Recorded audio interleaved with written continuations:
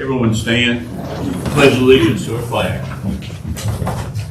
I pledge allegiance to the flag of the United States of America and to the republic for which it stands, one nation, under God, indivisible, with liberty and justice for all.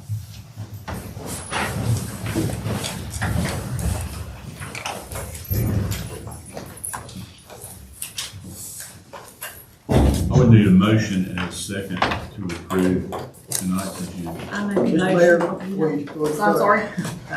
I'd like to add, to talk about the format of our meetings, Okay. maybe 12, 8. Will.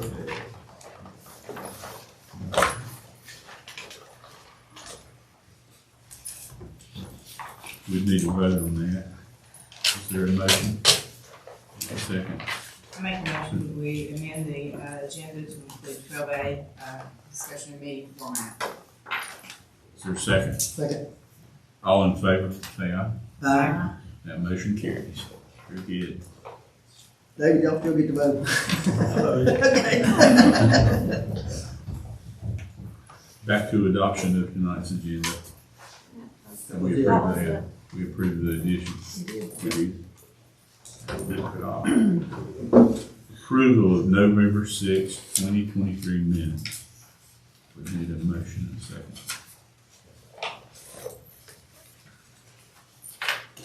I make a motion to approve the minutes from November 6, 2023 as presented.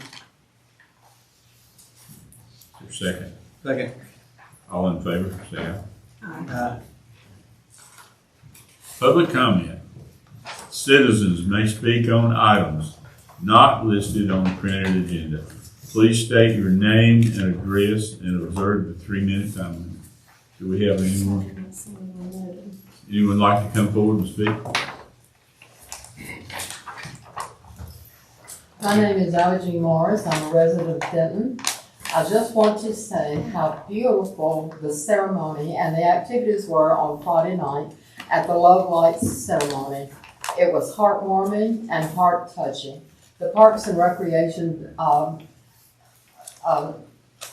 department, area, whatever, really deserves a huge thank you. You worked very, very hard, and it was very beautiful, beautifully decorated. The parade was really good. It was a little misty, but those of us who sat in the car and watched were fine. But thank you. The Parks and Recreation Department has done a really great job. Thank you. Thank you very much. Appreciate it. I'm Gene. Anyone else? No. Recognition of outgoing commissioners Julie Loflin and David Askew. Stand up.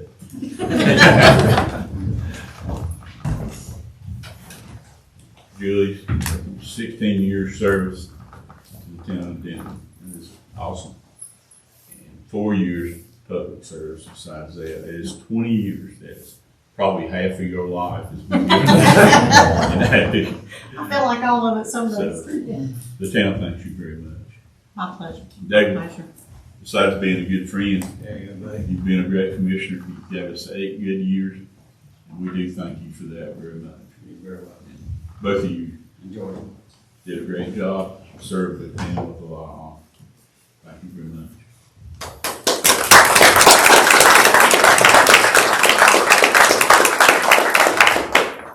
You want to get one final picture with everybody down front? You can. Okay. If somebody wants to take it, I will take it. So everybody will join. Can they take their name plaques with them? Sure. I will bring them back for you. Absolutely. Or two.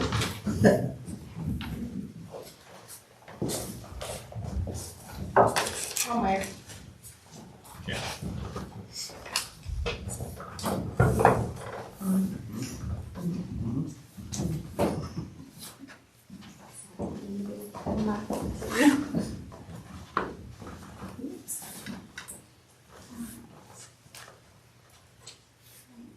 One, two, three.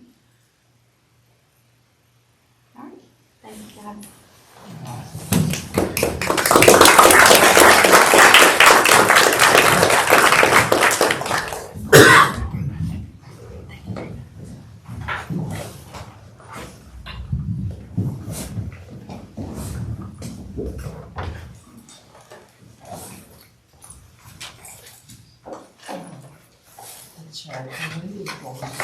Administer the oath of office to Scott Morris, Hayden Hicks, and Barbara Hogan. If you would. Thank you. Scotty, we'll start with you. Sure. Tracy, come up and hold the Bible for me, please.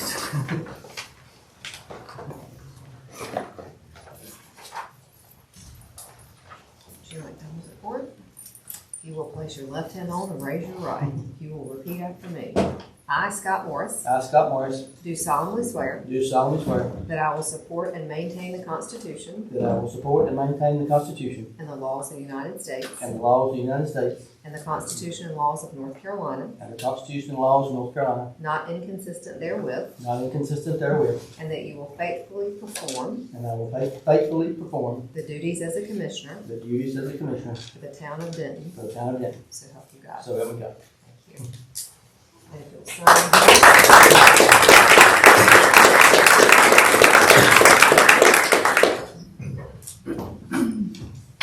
Thank Thank you. you.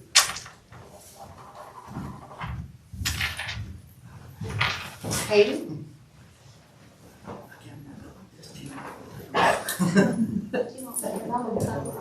Sure you want. How are you? You'll hold it for it. You'll hold it. You'll place your left hand on and raise your right. Repeat after me. I, Hayden Hicks, I, Hayden Hicks, do solemnly swear do solemnly swear that you will support that I will support and maintain and maintain the Constitution and laws of the United States the Constitution and laws of the United States and the Constitution and laws of North Carolina, and the Constitution and laws of North Carolina, not inconsistent therewith, not inconsistent therewith, and that you will faithfully perform and that I will faithfully perform the duties of a commissioner the duties of Commissioner for the town of Denton. for the town of Denton. So help you God. So help me God. Thank you. And if you'll sign.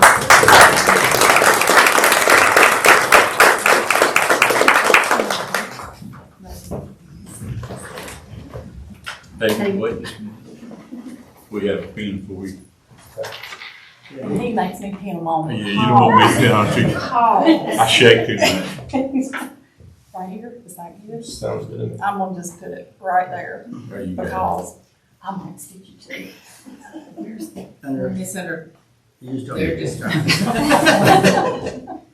Alright, let's see. Alright, there you go. Okay, and Barbara. Do you have somebody who won't hold this? Or we don't? Okay. Repeat after me. Left hand on, raise your right. I, Barbara Hogan. Yes.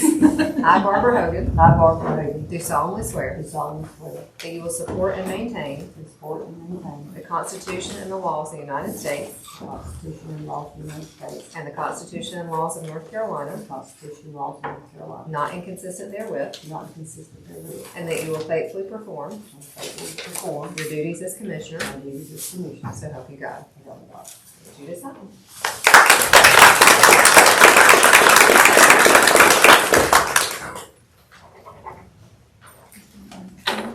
I have them. Mayor's run out on me anyway. Happy. I don't think. Hey, Barbara.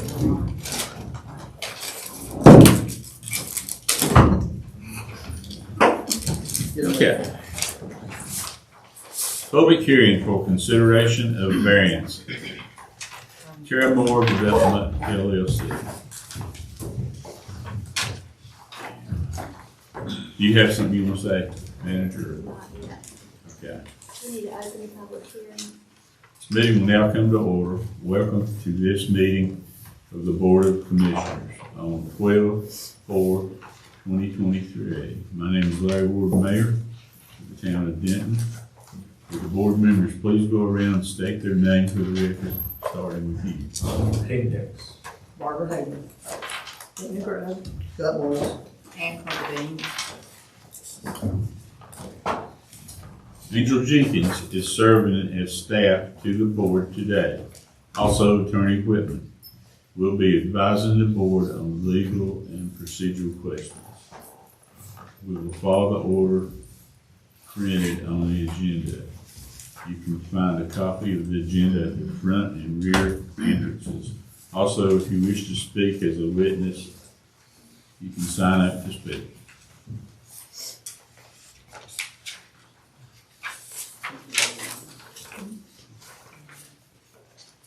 We now open the evidentiary hearing for Teramore Development 23-2401. The applicant has requested variance for the parking spaces for property located at South Highway 109 Denton NC.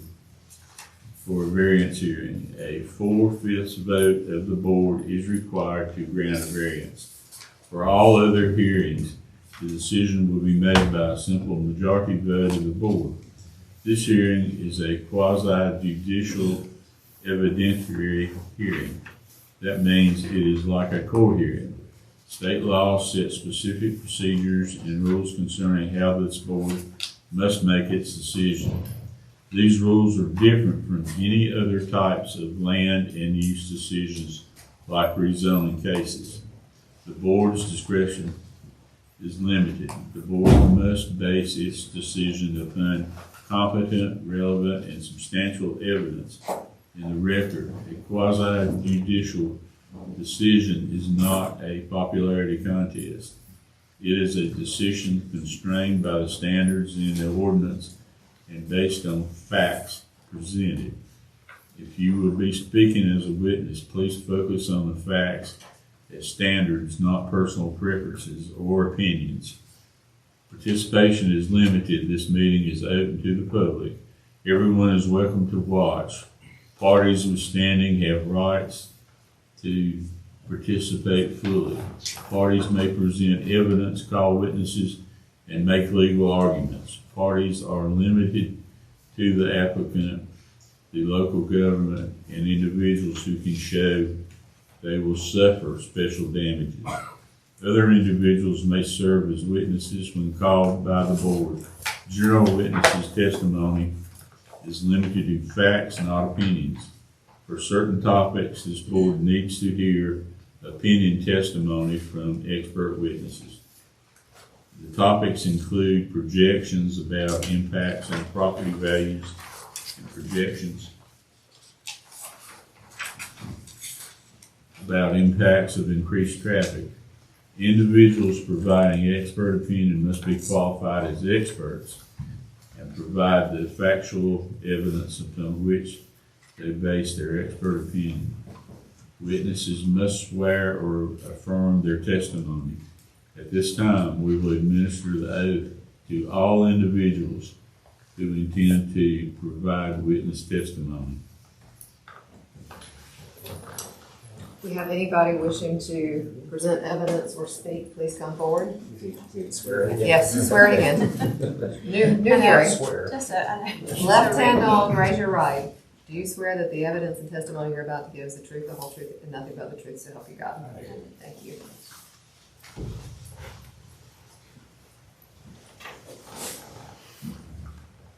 Disclosure.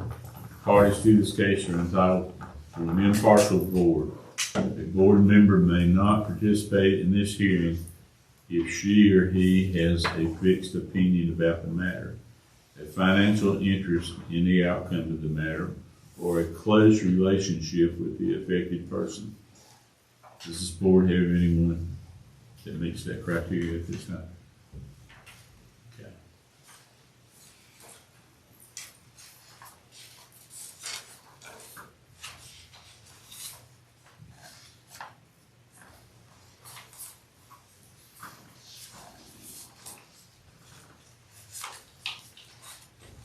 We would go to the disclosure portion of this. Correct. Are there any board members here that have had any ex parte communications related to this? or any specific site visits related to this. Disclosure, based on disclosures we've heard from the board concerning partiality and ex parte communication, does any member of the board or any party to this matter have an objection to the board members' participation in this hearing? Hearing none, seeing none. Staff presentation. Angel Jenkins will introduce this hearing. Before you start, please confirm that you were sworn at the start of the hearing. If not, I will administer the oath now. Thank you, Mayor, Board, Commissioners. You have been provided the packets before you. You've received a variance request for a reduction in parking space requirements for development of property on South Highway 109. The variance request comes to you from Teramore Development Group, and notice of the public hearing was printed in Denton Orator on November the 22nd and also on November the 29th. Letters about the variance were mailed out to the adjacent property owners, and it was also posted on the property on November the 20th. Parcel aerial map is attached to your packet, which gives you the zoned area that we are looking at. It is in a highway business district. It does have a highway overlay restrictions for the facade of the building only. The town ordinance in section 9.5, minimum parking requirements, retail and commercial development, including strip developments and shopping centers, are required to have one space per 200 square foot of GFS. Teramore Development Group is requesting that the variance from 63 required spaces be reduced to 40 parking spaces. The stated reason for this request, Teramore Development is requesting a parking variance that allows the size and placement of the necessary storm pond to attune to the 100-year storm requirements. Teramore Group has provided the storm pond design as well as the documentation confirming the requested number of parking spaces is more than sufficient for the supply of necessary parking for the proposed use of the property. The Board of Commissioners must make the following findings of fact in order to issue the variance on this case. If the applicant complies with provisions of the ordinance, unnecessary hardship will result to the property by applying strict applications of the ordinance. The use meets all required conditions and specifications. The use will not be substantially inquire the value of the adjoining or abutting properties, or that the use is public necessity. The location and character of the use, if developed according to the plan submitted and approved, will be in harmony with the area in which that it is located and in general conformity with the plan and development with the town of Denton and its environments. You do have the information provided to you as far as what your motions could be for approval with the fact findings stated for this. If you have any questions that I can answer on this information, I'll be more than glad to. Angel, on the public notice, if anybody comes in and asks for maps and anything we have pertaining to this, we give it to them. We do. We give them. We've had one resident who requested, they requested the name of the retail company. The retail company did not ask for the variance. The developer did. But they did not ask for printed copies of anything other than the name of the company. So that was not provided because that's not who's asking for the variance. But if they did want a copy of the anything, Maps or anything, we give them to right, them. because it's public information. Yeah. Any other questions for me?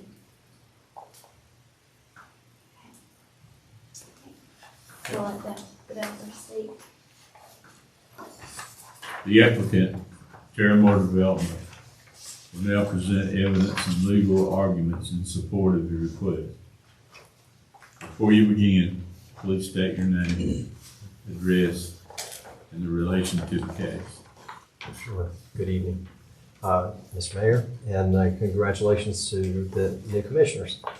Please confirm that you were sworn in. I gotta ask you that question. Sure. I was I gotta ask you anyway. I was sworn in. My name is Daniel Almazan. I work with Teramore Development. Our address is 214 Clumac Road in Salisbury. And so this project, actually, just for transparency, we are a developer and we work with national tenants. In this particular one, we will own the property, but our tenant would be Dollar General. They are looking at doing a Dollar General, or they call it a DG Market. So this is actually a full grocery store. Unlike, obviously, you have a Dollar General in town. And just for clarification, I cannot state whether or not that store will remain open. I'm not an employee of Dollar General, and so I can't answer any of those questions. But in terms of the project, what this allows us is more square footage, larger aisles, a lot larger stock room. And so, of course, there's been problems in the past where things are left out in the aisles. This is one of those remedies for that.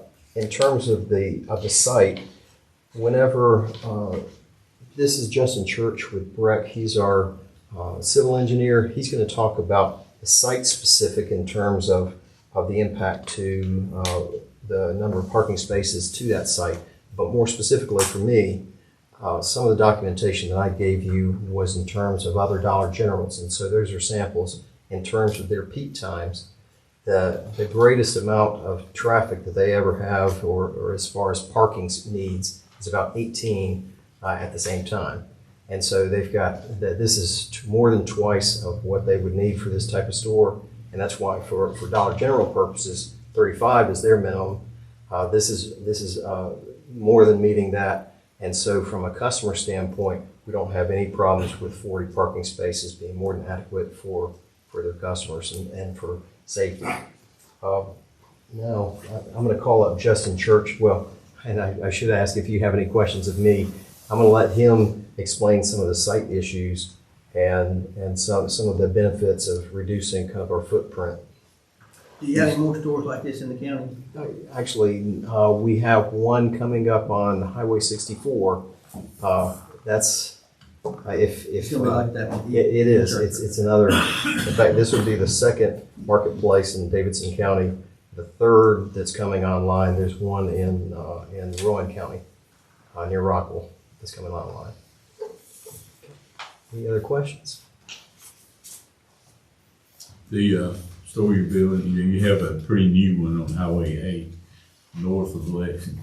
Is that similar to what you're going to do? That's actually a DG Fresh. So that was their transitional store where they offered some fresh fruits and vegetables. Right. So to put it in terms of square footage, I'm not sure about the store here because it's an older store, but the traditional stores that you see are 9,100 square feet.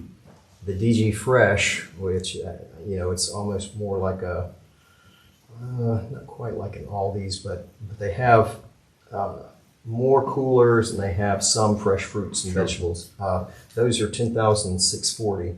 And so this is even beyond that, a 12,480. So it's it's a full-on grocery store. But it's under the sprinkler side. You don't have sprinklers, right? Well, it would if we didn't have the fire separation between the stock room and the actual the retail store. So as long as we've got the differentiation between what is actual public space and what is, storage room, I think we're going to be right under 10,000. In order to prevent having to use a sprinkler system for that. So this store is going to be like the one in Mount Gilead. It's got a produce rack and that's a Fresh. It's bigger than that. Now, this one indeed has gross, it has the produce. Oh, do they? Yeah. They put it in that store. It's a smaller store. I wouldn't have thought that they got it squeezed in. Okay. So They can do the aisle, but they got the produce. Okay. So buildings like that one, you said a sprinkler system, you don't. If it's over 10,000 square feet, it's required. Yeah. And then actually Justin can also probably answer more on that. Good evening. My name's Justin Church with Blue Ridge Environmental. We have an office address at 1520 Meadowview Drive in Wilkesboro. And I'm the civil engineer that developed this plan.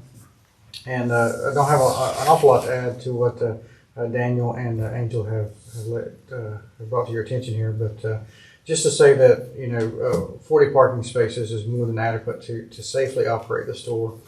And the available space that we have outside of that, we are using as a retention area for our stormwater. If you're familiar with the site at all, you know about the sort of the topographical challenges we have there, how steep that site is as you move away from the road. And so any development there is going to have to contend with stormwater and how to handle your stormwater. Currently, it just flows over the gutter line there into Highway 109. And so obviously we couldn't do that with all the impervious that we're adding. So what the standard the DOT is imposing on us to be able to connect our stormwater pipes to the stormwater pipes in the public right-of-way there is for us to attenuate the 100-year storm, meaning that we have to discharge our stormwater, even accounting for all the impervious that we're adding, at a rate that's less than what is being discharged from the site now. And so we're using this large pond. I don't know if it's in your packet, but if it's not, okay. So we're using this large pond on the south side of the store to be able to accomplish that and meet that requirement. So beyond that, we do see certainly a trend in ordinances across the state that see the value of reducing parking. Certainly if someone comes to them wanting less impervious surface, there's obvious environmental benefits to that. We even see ordinances moving towards imposing maximum parking versus minimum parking. They're making the assumption that no business or retailer would build something with less parking than what they needed. So that's sort of the trend that we see in trying to cut down this built upon area. But other than that, I'm happy to answer any other questions that you have. The retaining wall that's on the west side and the north side, it says 181 feet. How high is that? So the highest point is at the corner. Obviously that's the lowest part of the natural ground. So what would be the northwest corner, and I think, bear with me, I can't see like I used to. So 72. It's about 8 feet tall in that lowest corner, and then of course it goes up to basically 0 there at the entrance. So it kind of tapers from 0 to 8 as you get to the corner down I guess the state's making you put in a turning lane there. We have that right turn slip there, yes. That was part of the conditions of our driveway permit. And on the north portion, that will be, I guess, next to the vacant lot, what will the height of the wall be at that point? Well, again, it tapers from 0 right there and down to that. Again, when you're in this bend here, it's 8 feet tall, and that's sort of the highest point. And so it's 0 here and 0 here, and you can imagine it tapering in both ways. Thank you.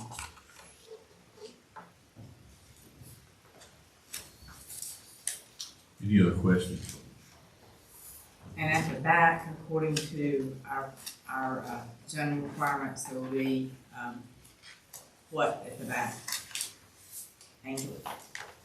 We have their required setbacks that they have met, and I believe that it's going to be a natural buffer in the back. In addition to a fence. Correct. In addition to a fence? Yes. So there has to be a buffer in that, Yes. about the residential, correct? Correct. Yes. And the retention pond, I heard a safety fence mentioned. How high will that be? So it'll probably be whatever the building code requires. I'm not remembering that off the top of my head, but I think that would need to be 42 inches, I think. But we'll meet building code requirements, whatever that is. And it will be so that people can't get in, It'll be locked, yes. and they can't climb up. Well, That's no. Yeah. Any other questions for the witness? Thank you. Thank you.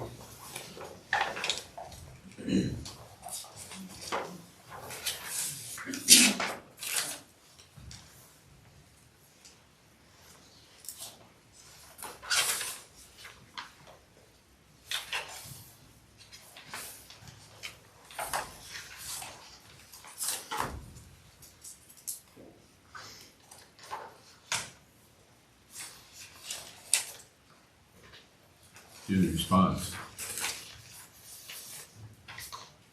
At this point, you can actually make a motion, ask if anybody wants to make a motion. Okay. Make a motion to approve VOC case number 23.24-01, based on the state of finding for fact.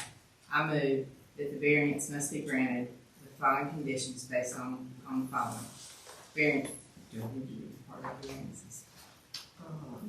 No, Okay. I just go on here. Number one, if the applicant complies with provision of the ordinance, unnecessary hardship will result to the property by applying strict application of the ordinance for cause due to NCDOT requirements for stormwater and the limitation of the shape and topography of the site. The property could not be developed to meet the parking space requirements. Number two, the hardship of which the applicant complains results from conditions that are peculiar to the property and unique circumstances related to the applicant's property because the topography and shape of the site prevents the space for the required 63 parking spaces, as well as the location and size of the storm pond that could retain required runoff for a 100-year storm.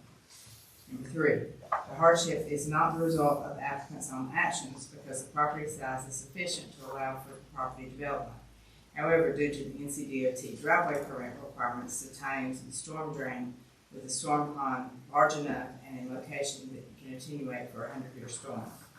Number four, the variance is in harmony with the general purpose and intent of this ordinance and preserves its spirit and ensures public safety, welfare, and substantial justice because granting the variance is site-specific.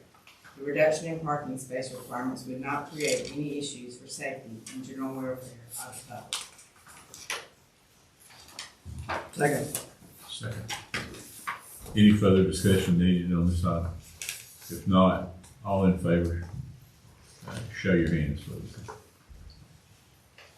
That motion carries unanimous.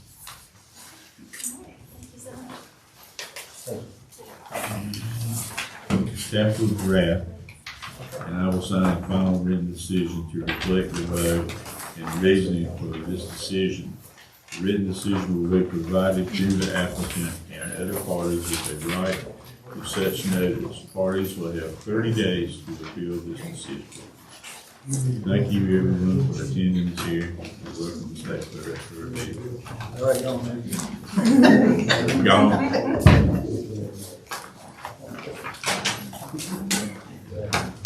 All right.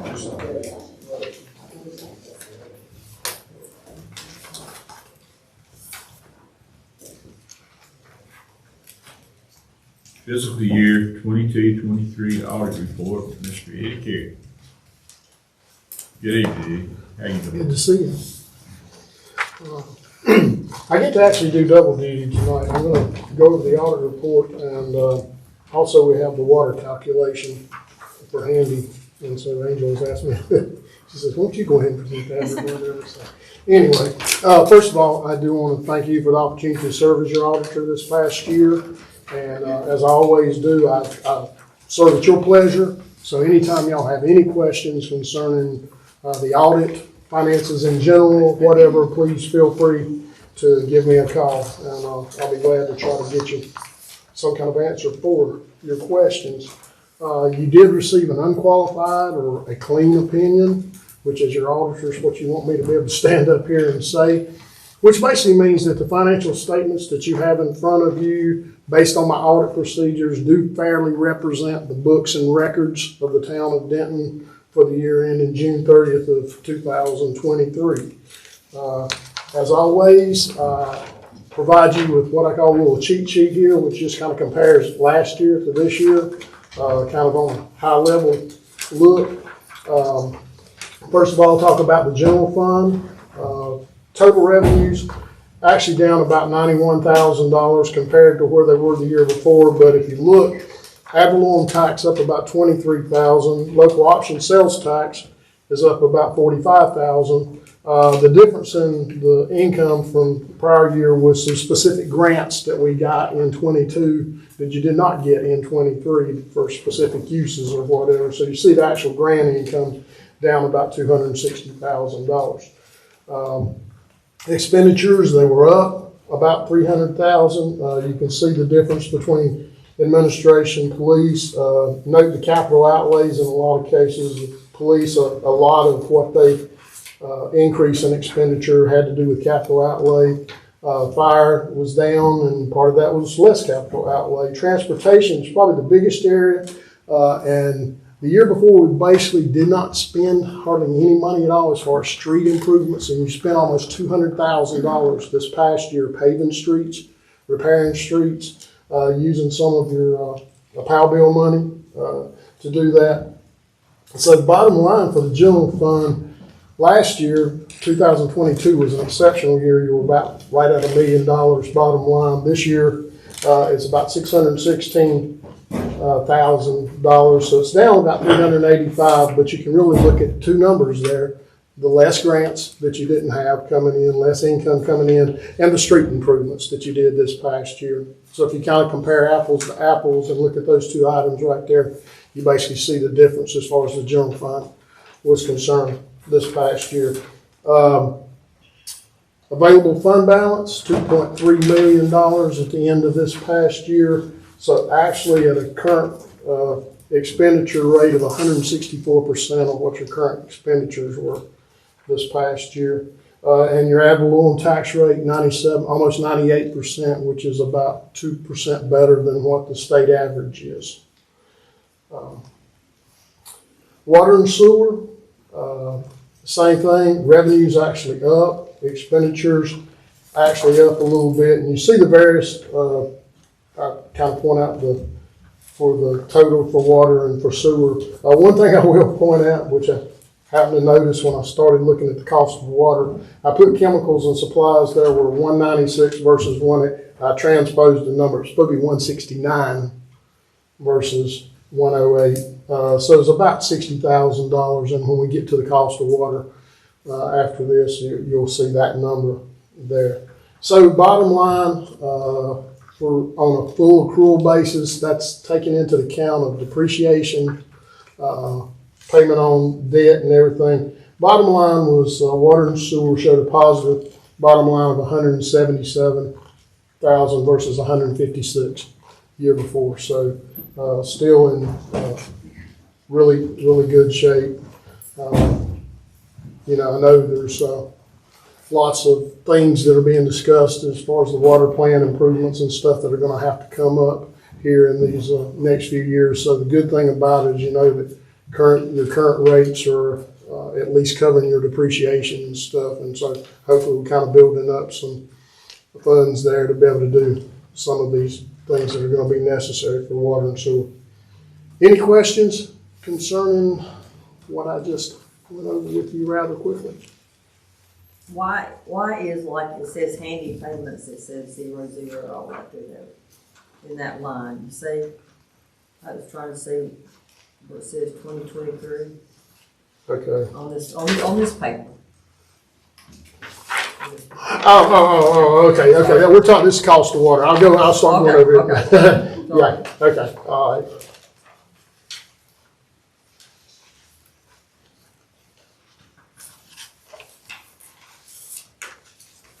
Any questions concerning overview for the general audit for the year? The street improvements, $193,000. I just can't let that go by. We didn't pay any. What was in that? Angel, you know what was in that? That was part of earlier in that year, we did all the crack seals and everything. That was part of that. And it could also be where we were working on we made that first initial payment on the culvert project. Yeah. So, The coal project was a major also part that. of that money. It shows the state money coming in though somewhere in the line. Right, that's part of the grant money. Yeah. Okay. And part of that, Scott, I'm pretty sure that's on a reimbursement basis, right? So you had expenditure, now you're gonna get some money back in this current year, whatever. Okay, so it should be a wash. Yeah, hopefully. Literally. Must be. Yeah. Any other questions? Okay, if no other questions, then if you want to look at this sheet for the cost of water, for, and of course, part of the agreement with Handy, as far as determining cost of water, is based on your audit at the end of the year. And so we do a calculation, and then the rates are adjusted according to how much it actually cost you to produce that water that was sent in. I'll kind of go from the back to the front, because the very last page that you have, this is actually, if you're looking at your water and sewer fund in your audit, and your budgetary basis, this is where these numbers came from. These are individual numbers that go into that or whatever. So that's kind of where we start from, is the final audited numbers on an individual basis for water and sewer. Then what we do is go back, in the second page back, does some calculations as far as what the cost of salaries associated with producing that water, benefits such as insurance, retirement, payroll taxes associated with those salaries, exclusive to producing the water that's sent in. So these are basically salaries for the water plant itself, plus some administrative salaries that Handy has agreed to in the past for as a cost of producing the water. And then looking at some professional fees that are allocated to that. With that having been said, then you basically come to the front page, and this just recaps how that cost of water is determined. Those salaries that you see on the second page, the benefits that are associated with that, then specific cost for the water plant to produce that. Understand, Handy does not pay for lines here inside the city or a town or anything like that, or anything not associated with the actual cost of producing that water and getting it here to their meters. So you see the actual cost that happened.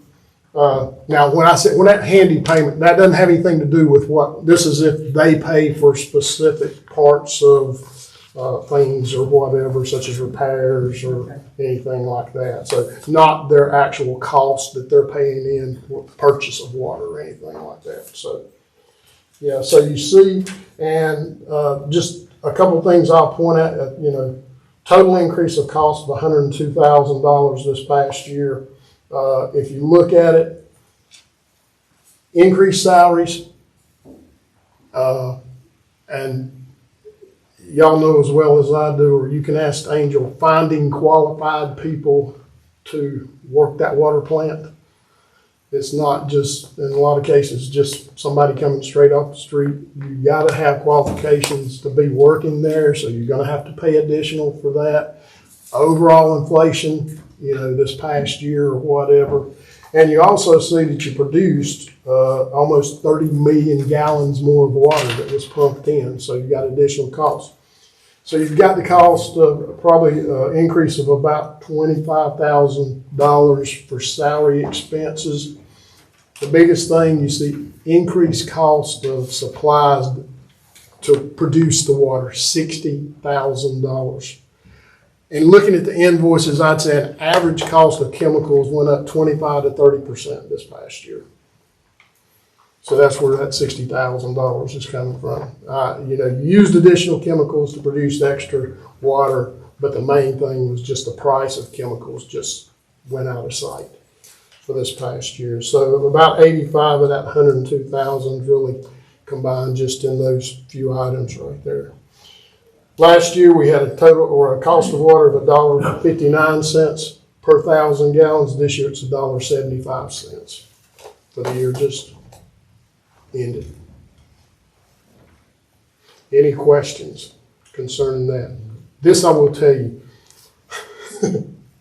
I spend as much time on the cost of water as I do with the rest of the audit, just about, or whatever, because we go through it with a fine-tooth comb to make sure that all the charges are being charged in as it's supposed to be. And this don't have anything to do with their one-time payment they make you, right? No, this has nothing to do with their contribution to debt that they're making. Yeah, this is just You know, the contract calls that they will pay for what the cost of water is per 1,000 gallons. And so this is what they're going to be catching up with for the first almost 6 months of this year, plus paying this rate for the last 6 months of this year.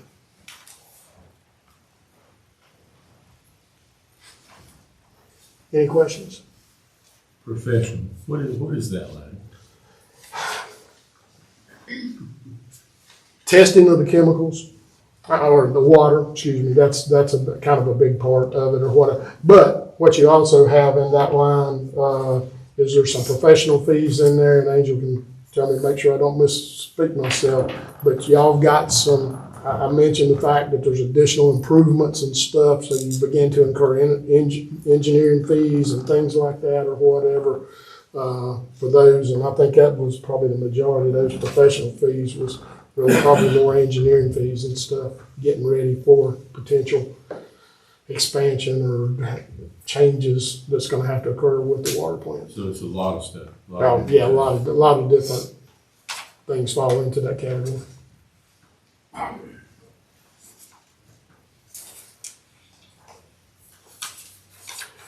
And again, if any of y'all have any questions concerning any of the line items, anything that have to do with the cost of water or anything like that, please feel free to give me a call, and I'll be glad to go back and look and give you a good explanation of what's making up a particular number.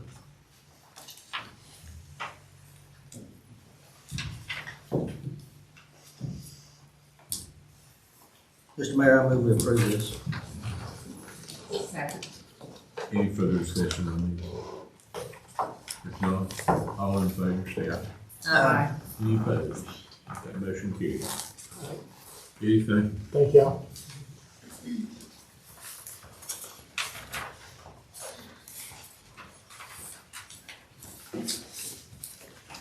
Award 2023-2024 paving bid contract. Fiscal TranSystems. You guys have, I'll briefly just kind of give you what we're going to talk about, and I'll let Chris take over. So you do have a copy of the bid packet that was presented out to those interested in providing services to us for this next year. And then also there's a tally sheet that gives the 3 different bids that came in. We did have 3 companies who submitted, Haynes Paving, J.P. Yates, and also J.T. Russell. And Troll, that's right, there were 4. I apologize, Troll was a new one for me, so my apologies on that.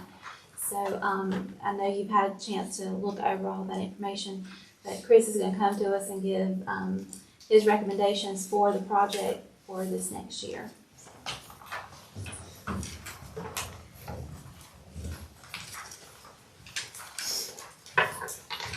Mayor and Commissioners, it's good to be back in Denton. For the new ones, welcome. I've been here before and been around for a long time with DOT before I went to work with SEPI, now TranSystems.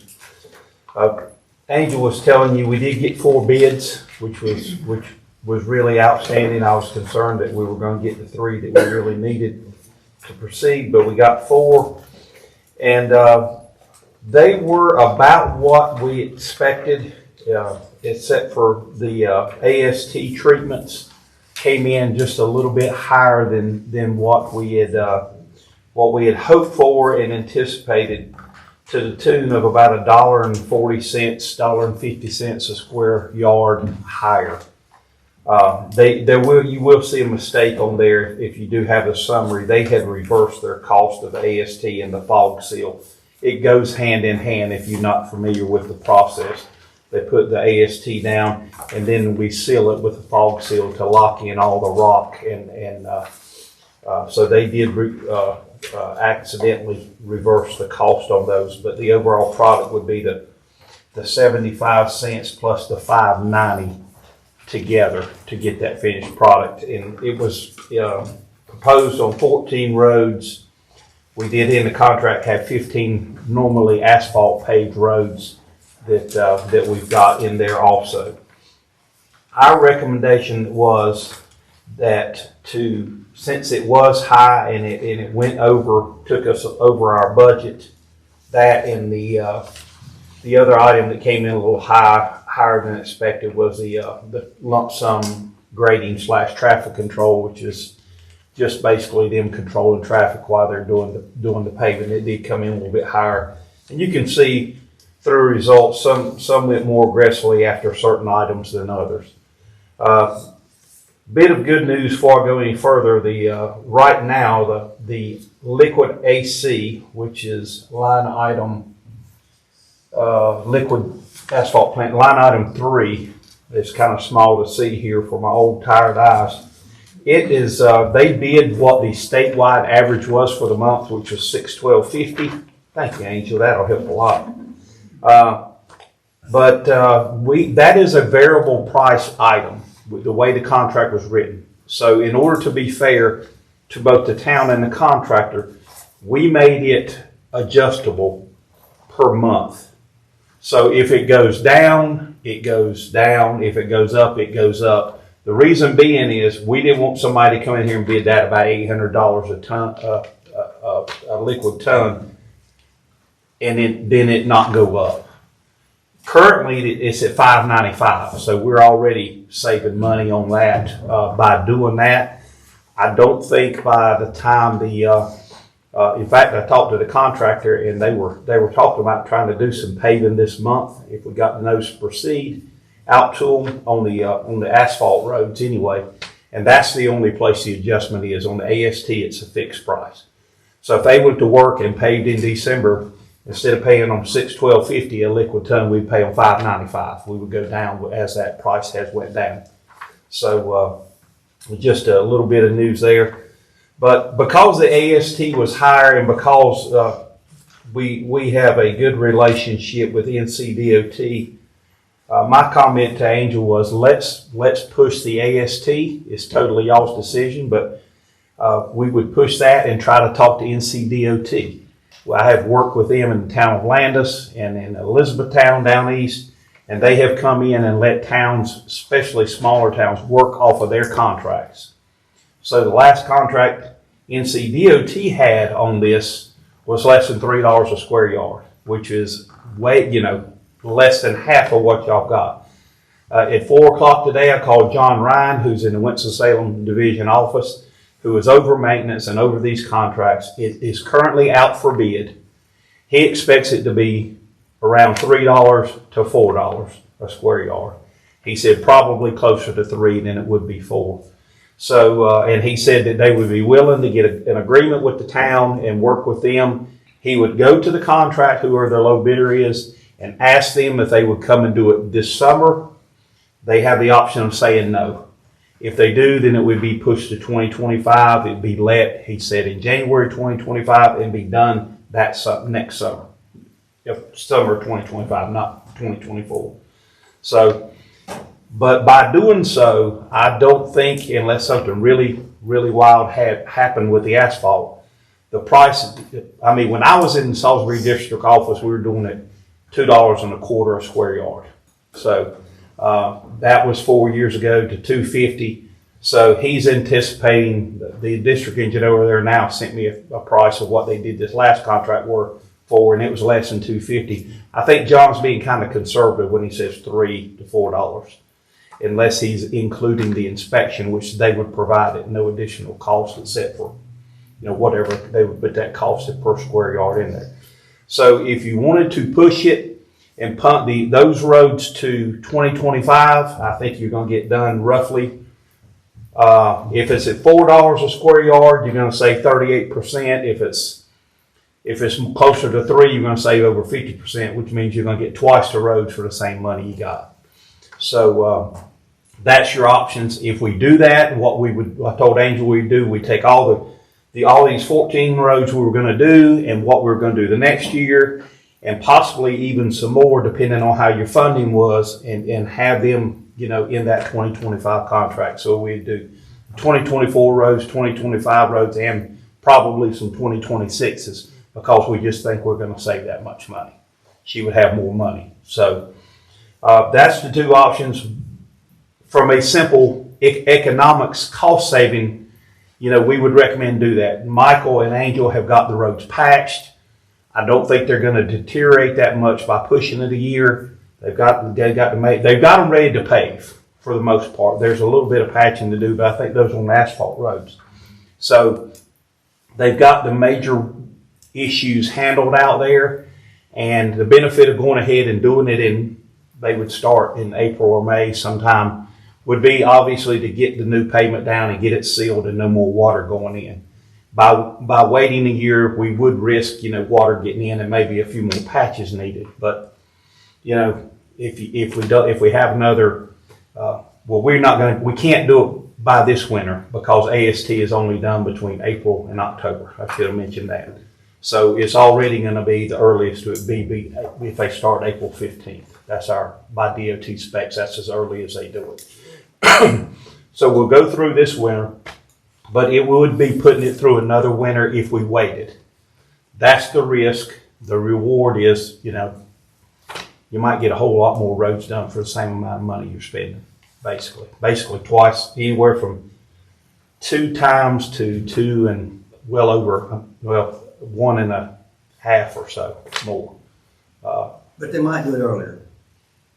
If they said yes, if the contractor who wins the award in January, which is when John said it, if they said yes, and we could provide them a carrot and offer them, because I feel like they're going to come in at less than 3. They've been doing it. We could offer them some mobilization to come down here, and it might be just a lump sum, and then boom, they say, okay, we'll go do them for that mobilization, and that would be something we could bring back to y'all. As far as what we're doing is 17,000, I think, square yards. Let me get on the big one. 18,000 square yards. So even if we gave them, $10,000 a square yard, mobilization, 10,000, say come to Denton and we'll give you that extra mobilization because it would be more work for them to come down here. That would only, that over 18,000 would be what your cost per square yard would be added to it. It might drive the price up to $4, but still significantly less than $665 combined there. And if we pull the AST out of Hayden, that won't bother them? Well, we've had that in the contract. Okay. Yeah, they probably won't like it. If we pull it out, I would go to them and ask for a reduction in their traffic control and mobilization. I don't know if we can get it, but like I told her, hey, all they can do is say no. We could save a little money and have them do that. They might do it as goodwill, and we could justify asking them for it. Or we could, like I told her, if we want to spend the same amount of money, we could add another asphalt road in instead of AST, because AST, that 100 and it's a base of 105,000, and then another say 120,000. That's just, we feel like we can get that done for closer to 60 to 70. And depending on what y'all are looking to spend overall, we could just do another asphalt road. Have them, say, we're going to eliminate these, but we'll let you pave another couple of roads over here. And we can pick them out because we have if you were here when we developed the plan, we have a 5-year plan, and you can kind of move the roads around, especially in the first couple of years, and not make a whole lot of difference as far as that goes. I don't know. It's a lot I've thrown out. Y'all have any other questions or comments on that? You said you've already checked, you've already gone over all the roads, and there's one road. What's by your dad's house? What was that? Brawl. So Brawl has a terrible place in there. Have y'all fixed that? I don't think they've done any patching lately, but I know Michael and I talked about several places, and they have some to do. And we will check, even if we say we go with this contract, before we have them go do the AST or any paving, we're going to go ride the roads and make sure the patches are where they need to be. Because that's the same trouble area that was around when the last guy was supposed to work on the road. Yeah. No, And several others. Right. I have some secret weapons that are nearby. Jimmy Lusk is not too far over in Southmont. He handled a lot of the road maintenance for DOT for 40 years, and I would send Jimmy over. He's closer than I am. I'm in China Grove, which isn't far. I just come across the High Rock Dam.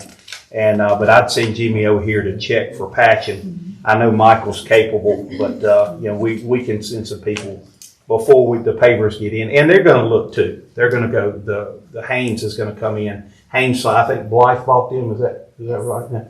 So they're going to have somebody come over and look beforehand. But they've been working with Yates on getting these roads patched and all, and done a whole lot and a good job. So we do expect more patching. There were some up in the Knollwood area. That road, I forgot specifically the road, but there were a few more places. So we aren't done patching, but we're really, really close. Really close. Better than it was. It's much better than it was. Yeah. That kind of card was like dynamite. That's better now. The area, so there's on the back page of your contract is a copy of the roads that are part of this. So, we'll turn to that back page, it'll show you what's paving and what, This right here. I had things to give you over the weekend and I couldn't give it to you. But there's a listing of the streets and it does say which ones are asphalt, which ones are AST, and that's what was bid out for this round. Yeah. And when you look at that page, when it says mill and fill versus the overlay, obviously the AST are what we talked about, but if it's overlay, we're just going to pave over it.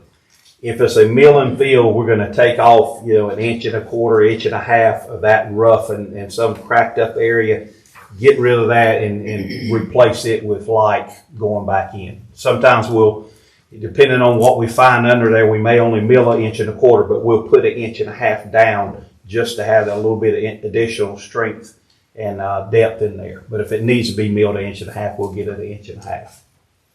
So, and then I think that one road we have listed as 2 inches in there too. So it might need a little bit more. So, and again, if we run out of pavement because we haven't cored, but if we run out of pavement when we're trying to mill 2 inches, we'll pick up, but we will pave it with 2 inches for that additional strength factor on that 1/2 inch. The streets were adjusted just slightly from what the last list that you guys looked at because of waterline installations. Yeah. We're Angel and I have been working together on trying to miss where the utility improvements are going to be, and if there's anything in question, we pushed it, because we'll let that. We don't want to. The last thing we want to do is pave a road new and then have somebody come in and dig it up to make a water line replacement or improvement. So, and then have a patch in it. Something breaks underneath it, we can't help it, but it's not going to be because of negligence. We're, petroleum dictates how much paving we can really do. Sure. Well, how does that work in our contract? If we pave a year later and gasoline goes from $2.99 to $4.99, then that's obviously not going to get as much paving. Right, that's right. If we do a contract next year, it'll affect that. One of the reasons we have that petroleum cost is why we have that AC adjustment that I mentioned. Right. And right now that's good, but we don't know. We can't see the crystal ball of the future, but even if the gas prices go up, these roads here that we have planned out, they're going to do them for what they said. They're going to have to. Okay. The only thing that's adjustable is the liquid asphalt binder. Okay. And I've seen it up to in the 700s, close to 800, but we had some bid when it was in the cost was $750, bid at $900. So when the cost was $612, you can see there's only one person. We had some people bidding $850 and $735 a ton on it, and there was a $650 also. So I was really happy that they went with what the actual cost was, as far as y'all are concerned. Guessing. Yeah, just guessing, and that's what the price is. And like I said, now that if we pave in December, they're going to put it down. That what they do is the liquid's in the tonnage, and it's usually 6% roughly. So 6% of that will be priced at $5.95. So those tons. And there, that 41 tons, I will say that on line item 3, that should be more toward 80 to 85 tons over there. So it is, you know, a significant cost there that will be in this contract. That number was light there. And, but, you know, the good thing is, hey, if we get this thing out and they do some paving between now as a Christmas present to the town, it'll be cheaper because it'll be $5.95 instead of $612.50. So, and we, you know, I've already looked at the weather and there's some cold nights this week, but nothing that would prevent us from paving. The paving cutoff date is typically December the 15th. But if we have temperatures, you know, and it's not in the 20s and just freezing hard at night, we can let them pave as long as, you know, she and I talk about it with Michael. And if it's warm enough, I've had them paving into January before. You know, we've had some mild winters in years past. So, and I think they want to do some paving and they want to hit it pretty quickly if they can. Sure like that in here. So, you know, if y'all are okay with, you know, with it is as it is, that's fine. If you want to push the AST, that's fine. If you want to keep the AST, that's fine. But it won't be done regardless until the spring. But the other, if we get them an NTP and I call them and Angel's doing the letter and I call them, put them on alert, that way they'll go ahead and get their bonds in. And, you know, we could be paving in ever how long it takes them to get their bonds because I got an inspector I can send up here fairly quickly. So the wheels will start turning. They called me wanting to go to work and I said, well, we've got a council meeting that we need to get through first. So I don't know how that affected their schedule. But if y'all are going forward, she's going to let me know and I'm going to call my contact tomorrow and say, get your bonds in if you want to go to work. Again, it was before Thanksgiving they were ready to go. They were wanting to go to work. They wanted to pave in December. So they must have some open dates for their paving company. So, Mr. Mayor, I'll make a motion that we go with Haynes Paving, leave out the AST and let Chris work with the state on getting that through the state as soon as possible. Second. Any further discussion needed on that? If not, all in favor say aye. Aye. Any opposed? Motion carried. thank y'all. Y'all gonna put me to work Thank you, tomorrow, sir. and we'll get the word to them and see what we can get done. Review updates to town ordinance, chapter 10, general administration, article A, disorderly conduct and public use. I believe so. So you have a copy of our current ordinance as it reads, the chapter 10, general administration, article A, disorderly conduct, public nuisance. There's a lot of information in this ordinance, and we started looking at it in order to address camping on public property as well as panhandling, and it also includes the section on animals. So Misti and her staff have worked diligently, and we've gone back and forth with the chief and trying to figure out what information we need to bring before you to review. So I have a copy of both the animal control and also the public camping on public property. And Holly, can I borrow your copy? I gave mine away. And section Article A deals with the disorderly conduct of public nuisance as far as camping on public property and the begging and panhandling. And then section C deals with the animals that we talked about before. I think there was one issue that you and Chief had brought up as far as camping. And one of the concerns is that some areas under the zoning ordinance, camping, people are in their RVs on family land and campers and things like that. And they brought up the fact that they somehow wanted this ordinance to somewhat deal with that, but you're somewhat limited to, some of that has to be dealt with through the zoning ordinance, and there's not a lot we can do about that. And our zoning ordinance does state that you cannot occupy an outside accessory building as a residential area. It is for storage of, storage or I guess, activities. Someone could use it for a shop, that type of thing, but not to actually live in. So that's what code enforcement has used also for the campers, campers not having access to permanent power, water, and sewer connections. And so that is addressed in the code enforcement and in the zoning ordinance as well. Now, in doing this, there was one other issue that has arisen, and we handled this last year in Thomasville, and I would recommend that we do it here as well.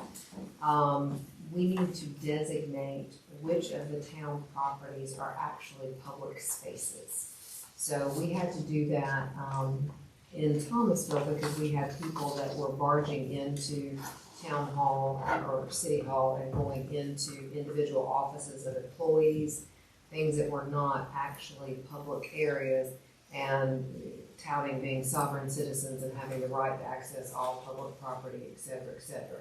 So we can actually go through and establish an ordinance that says these areas are public spaces of the town property. And I have to work with Chief and Angel, and of course you guys have to approve that. But my recommendation would be that we do that and bring that forward to you next month as well. And in doing that, that will also help us some with the camping on public property. Because if we define in the public properties which property are public spaces versus not public spaces, that will help as well.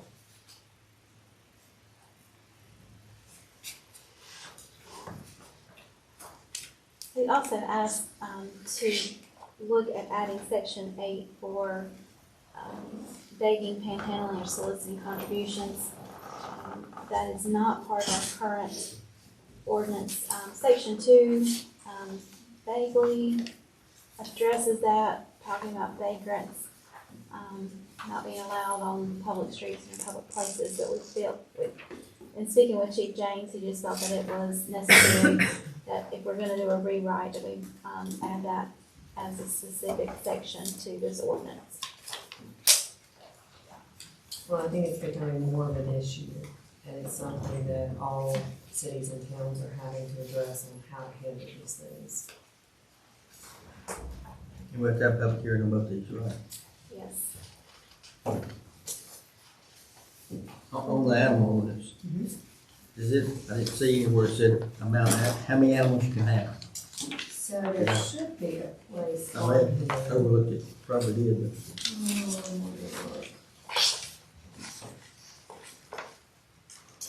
I would say it was 3. Number of animals permitted not for breeding purposes, under section 7, which is on page 2 of that. Okay. Shall be unlawful for any person to own, to keep custody of, or to take care of more than 3 dogs, 4 months or older, or any residential zone lot. Should say owned, not Does that include cats? That says dogs. Let's see. I can write in cat. You cannot have any more than 1 outside animal per unit in multifamily buildings. And so you want to add dogs or cats. Yeah. Okay.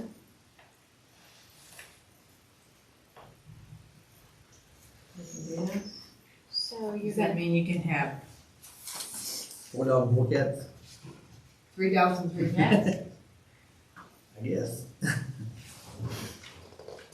Now we're combined. Sure. Who's the Davidson County Dog Warden? I wouldn't bring that up last year. Say, it don't clarify, I didn't think we had. We pay $2,000 to the sheriff, but we don't get any. I know, that's what I sort of referred to. So would you want to do a separate section addressing cats, like maintain section 6, and then do the next section is cats, so that you kind of specifically list that, or combine it into one section? What do you feel would be easier to understand from the public? Would it be better to have it specifically spelled out? Cats or dogs? I think it's one situation I know of that where one gets carried away and the cats just keep multiplying and you end up having about 20. Pretty sure that's all the situations around that. Well, I just know of one person. But, you know, I'm just saying that how to control that part. I know now I might know someone that has one that all the cats have had their shots, and they might have collars, you know, like, and they might have 3 cats, and what would that be? Someone that does right by their animals and has them chipped and everything, and with the shots versus someone that's letting 20 or 25 run in and out underneath their house. See what I'm saying? It's interesting because I don't know of any other area that requires you to have a permit for a cat, but they do require permits for dogs. I'm not saying that you can't do that either way. Section 6 talks about permits. Right. Section 7 talks about the number. So I think you can differentiate between the number of dogs and number of cats as well. And then the other question is, do you want to differentiate between those kept outdoors and those kept indoors? Not really. Okay.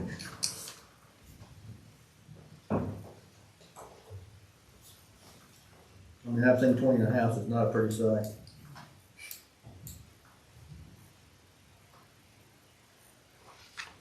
Tell me what you want. Okay, so for clarification, you're saying that they could have 3 dogs and 3 cats on one property? Is that just so that not 3 in a combination? Is that what we're hearing? Okay. Anything's better than what we got right now. So, Ms. Whitman, would you want to just in section 7A? We can just actually add, if they're wanting, they can either have they cannot have more than 3 dogs and or 3 cats. So they can have a total of 6. Okay. You want that there?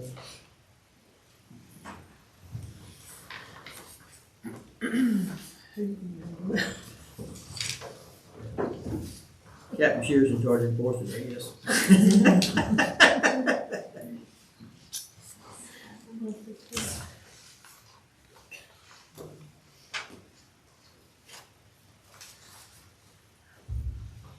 Are ones that, that are already in existence, are they grandfathered in, or do they have to get rid of one, or? No, they're gonna be grandfathered. Okay, good. No, because they're just gonna multiply. Yeah, but I said the ones that are present, see how you control it. Well, you might have someone within the city limits, you know, there's one that is a dog breeder that has hers up, they don't run loose, so what, that they're in. Well, this says not for says breeding, not for purposes. breeding Yeah. purposes. So, but if you have someone that has 4 dogs, that, you know, they currently have 4 dogs, so they're one over the limit, they're not going to have to get rid of that dog. Right. But when that dog, of course, passes away or is no longer, then they're gonna be prohibited from getting another dog until they no longer have 3. And how are we gonna enforce it? Well, again, there's an enforcement thing in here about, how you handle it and fines for any violations. Correct, basically, that's what's gonna happen. Complaint period. And we did keep, though a lot of other cities do not allow the keeping and maintaining of fowl, we did keep the chicken provision in here. With 3 acres or something, says. Yes, 2 acres. 2 acres. But it's within the RA district. And that's kind of on the outskirts of town. It's not. Yeah, which is 2, I assume. In RA particularly. And the address horses. It doesn't specifically address horses here. That Are one, that's one I horses, think it used to say. are horses an issue? No, not really. I just know in our ETJ, you got some RA that could be horses in. But I don't think he's one. So in your original ordinance, you also address hog pens, pig pens. We have had, and I apologize, I'm not sure if it addresses it in this one, but goats has been a question. If someone can have a goat in town, that's We had a division in here. We've got livestock definitions limited to horses, cows, pigs, goats, sheep, mules, and chickens. And then, Pigs are not allowed at all, correct? let's make sure. Like keeping them in there. Yeah, High factor. exactly.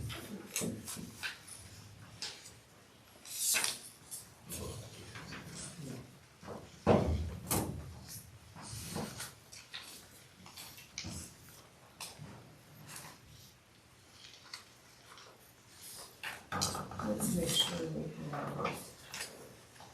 So before, you could not have any hog pens or hogs, no pig pens or pigs, except you could have, the pig pens had to be 150 feet away from a dwelling house. You still okay with pigs as long as they're 150 feet away? Just don't like them in the backyards of residential districts. Yeah. So no pigs, no, okay. Let's make sure we have that back in. And then, mentioning the section on permitting, and even though the current ordinance does state that you permit dogs, we have not, I don't think we've had that practice in a while. I know that it used to have to be declared on your property taxes, but, it has not been a practice in the 7 years I have been here, so I'm not sure how long ago that practice ended. If it's something that the board wants us to proceed in doing, we can. I would say that it will be probably like registering your golf carts, and that'll be a constant reminder to the public to register their dogs. Let's specifically put back in section 3 and section 4, the hog pens and the pig pens of Article C. Okay. Do you want that at the end? We're actually gonna combine,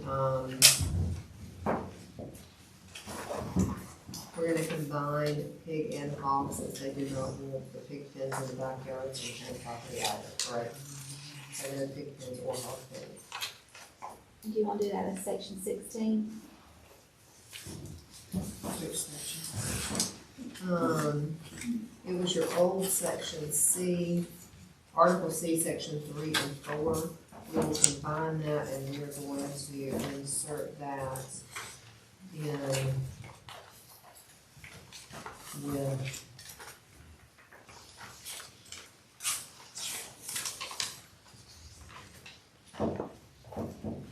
yeah, we're just gonna add it at the end after the foul. So section 16.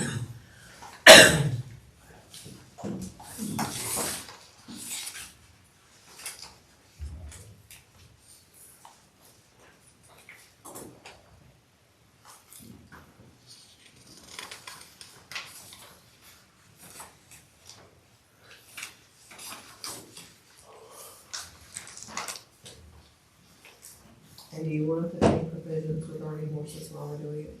Horses or cows? Or goats? Do we have anything in there like acres or anything, like we have chickens? No, but But I we think can add it's warranted. There used to be some horses out there on the old camps, right there close to Jones Loflin. I think somebody stole the man's head. So you can add in a provision like you've done with the fowl, require certain acreage.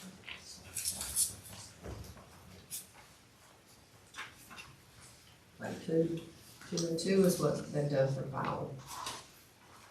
There are some communities that require 5 acres to have horses and cows, but it's completely up to your discretion. There's no law that says one way or the other. So we should have ordinance to specify. What would a horse or a cow person say? I don't have either, never have had either, so. I don't know what adequate state. Going up, I always have 1 to 3 minutes. Captain Shear just said that animal cruelty rules require 1 acre per horse. So, So 2 acres would be good. But you think, to let at least have a horse here? Yeah. 2 acres. Not 2 acres.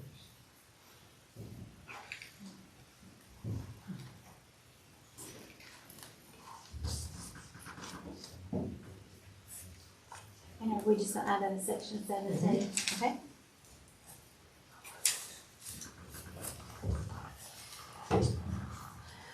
So if you wanna make a motion to approve it, adding specifically, the changes to the number of dogs or cats, not just dogs, and adding section 16 with the reference to pigs and hogs, and 17 for horses, cows, and goats, and a minimum of 2 acres.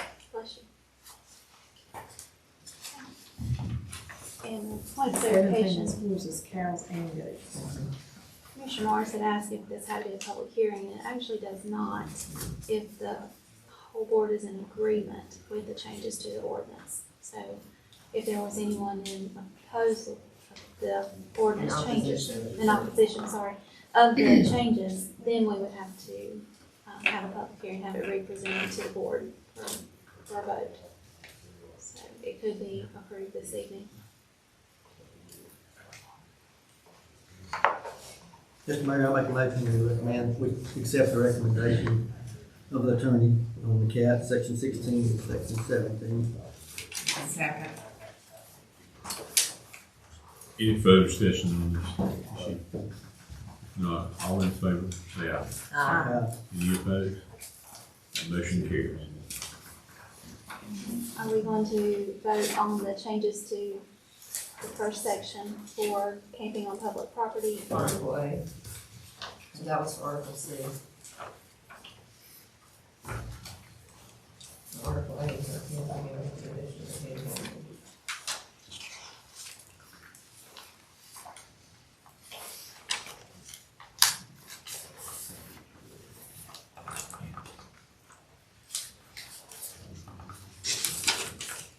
I think that one other question that the Chief James had on the public camping is if we have someone that you have to remove from the property, what rights do we have to remove their personal belongings, and what do we do with those belongings? So we added in a section, under section 7, the Okay. town may remove any temporary shelter, bedding, or personal belongings that are stored on the property and may dispose of them immediately as they are deemed available.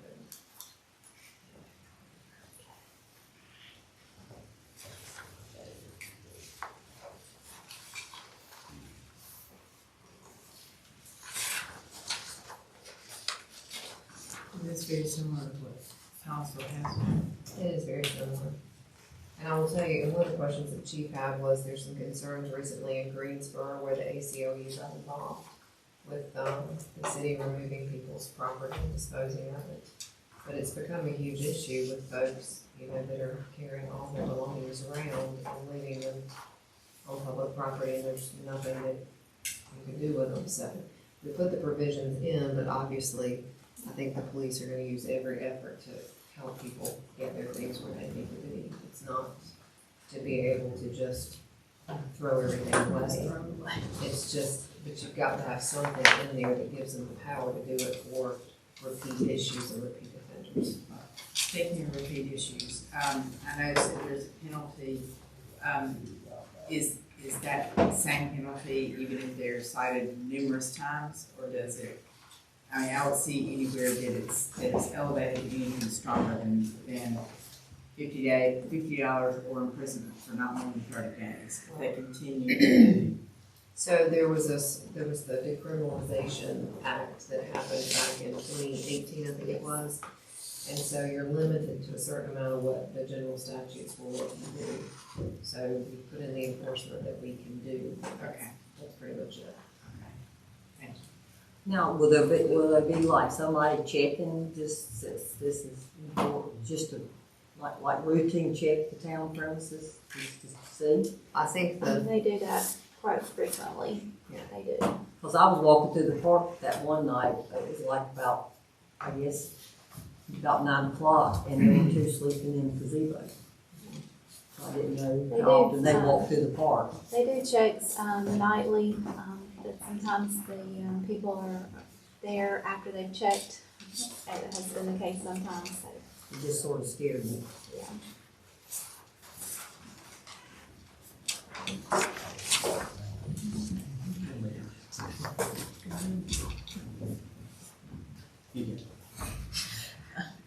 I make a motion that we, accept Article A, disorderly conduct, public nuisance as presented by our town attorney. I'll second it. Any further discussion? If not, all in favor say aye. Any opposed? Motion carries. And we will work on coming up with the designated public spaces and present to you for that as well. 12A. I've got listed, Scotty, as meeting procedures. That's good. Is that what you meant? Close enough. Okay. Tell us what's on your mind. Mr. Mayor, I just thought since we got new members coming on board and with the department heads being here anyway, I would like for the department heads to give their monthly reports. Try it for a while anyway. Yeah, we used to do that. Yeah. And I'll make that a motion, sir. I'll second it. Second. Okay. Any further discussion on that? All in favor, say aye. Aye. Any opposed? That motion carries.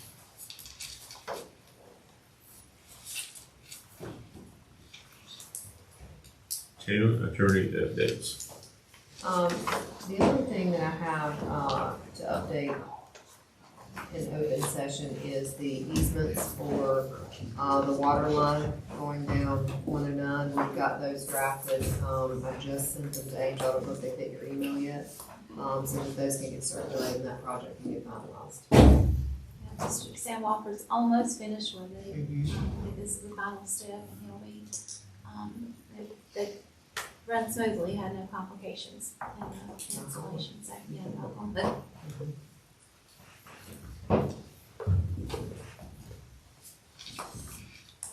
Thank you. Town manager report.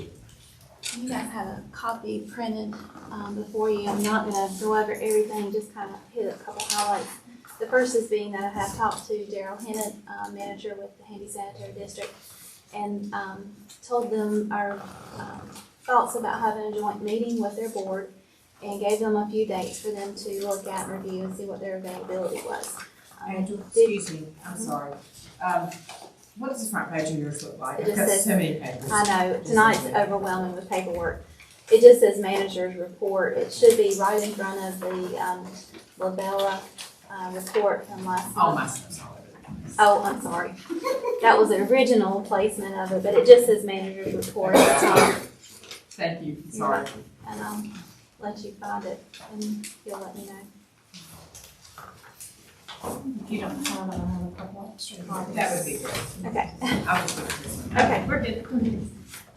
So they did come back and say that January the 18th was a good date for them. A tentative date.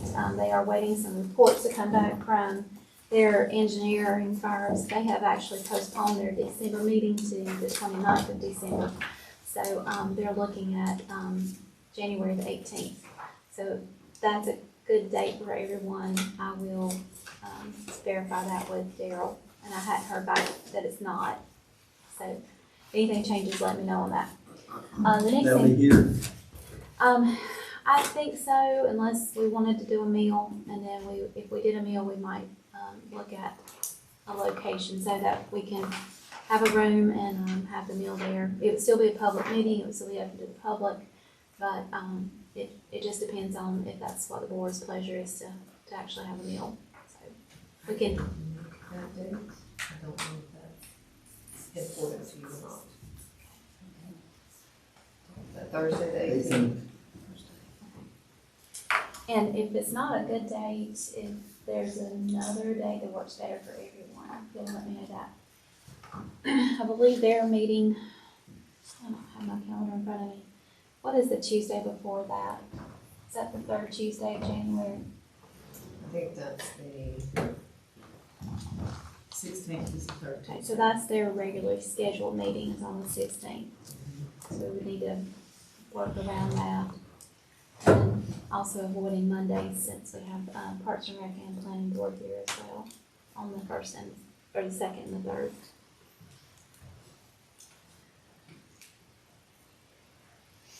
What about the following Thursday?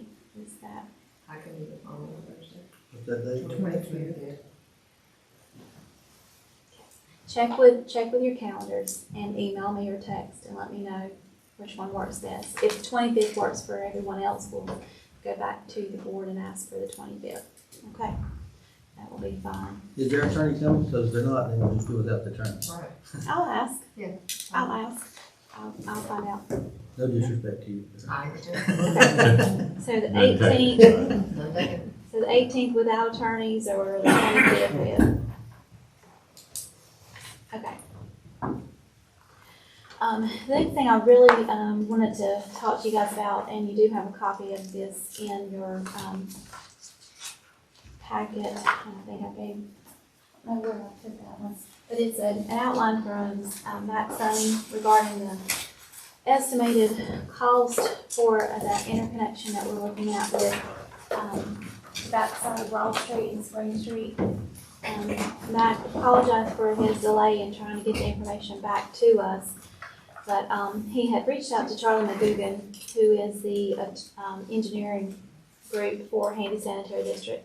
The McGugan group actually had done a lot of the work on the previous study that we approved as a grant that they received, to do the, maybe the merger study, I think is what it was called, several years ago.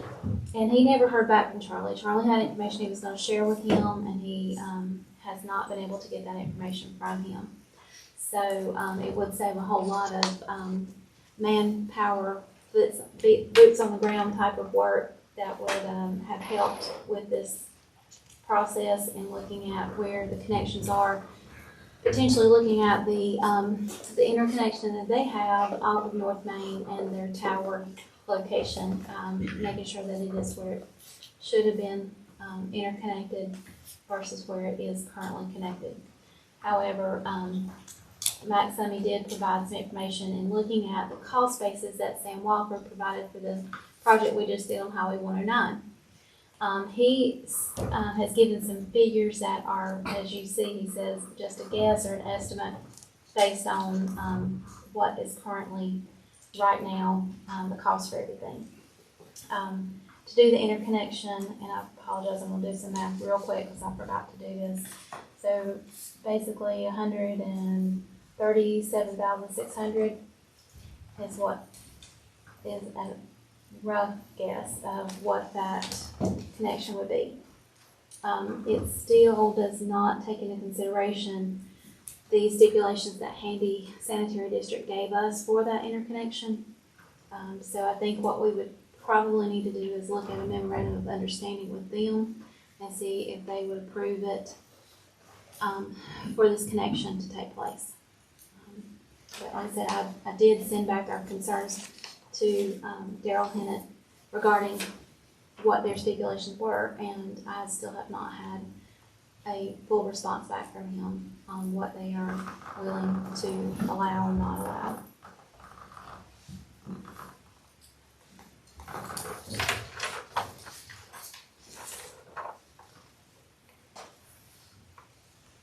Is there any questions y'all have on this? I know it just came in this afternoon, so I didn't have it for your packets over the weekend to review.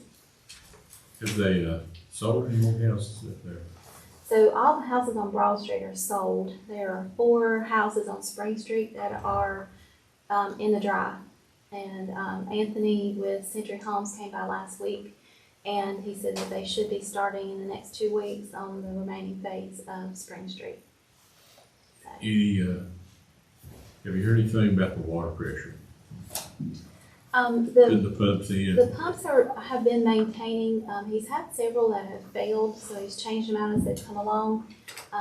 Matter of fact, last week, I think Thursday or Friday afternoon, he had 3 pumps left and brought them to us, and came back and changed one out from where one of the pumps failed. So we're going to send it back for replacement with Port Line. But we're not sure on Spring Street, what it's going to cost once that's done, because the water's not active there yet.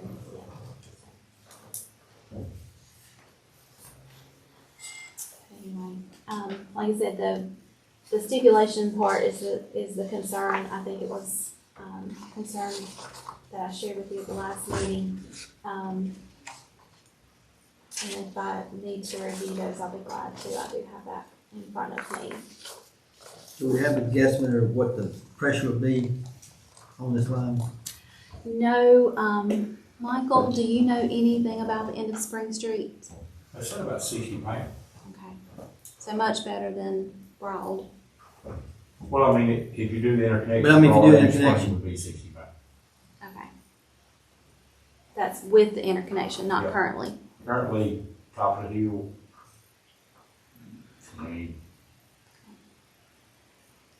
Okay, let me What about clarify. spring? Top of the hill as in end of Spring Street, or well, spring's pretty low better than Broad. that's what we're talking about? Those elevations there. Okay, so at the end of spring, are you talking about the end of before the development, or at the end of the development? We hadn't done a Okay, pressure reading on it yet. okay.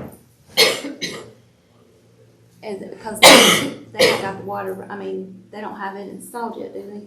The lines and the. So they have the hydrant in, they give me the bacterial logic, and they turn the water on for them. Okay. So we don't have that information, Commissioner Morris, so we can check that, but we just don't have that for this evening's meeting. He answered the question, sort of, I guess. 60 pounds if we do that connection. If you do the interconnection, and that's if, I mean, you know, everything's, But that would give us interconnection also, not just, well, it gives you interconnection and it gives you pressure to the ends of both of those roads, but just as in stating in the stipulations that Handy said, it's not gonna provide it for anywhere else. It's just the homes on those two streets and just in that development. It would not be for, the properties that were already originally there. They would want to valve it off and they want to control the valves. So it's not gonna provide any better pressure for anyone else.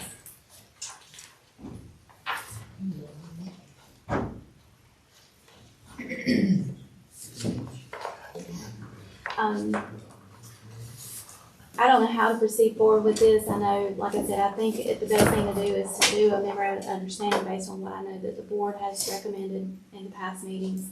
And that is that we do this connection, we, you know, have them look at the cost increase to the power for the pump station that's located on North Main Street, some type of agreement to help offset the increase to that, either semi-annually or annually, whichever they prefer. I do know that they're probably going to want us to absorb some kind of cost or have some provision for upgrades to that pump station or repairs to the pump station. So I think that would have to be included in this agreement with them. Is there anything else that you guys would like for us to address to them?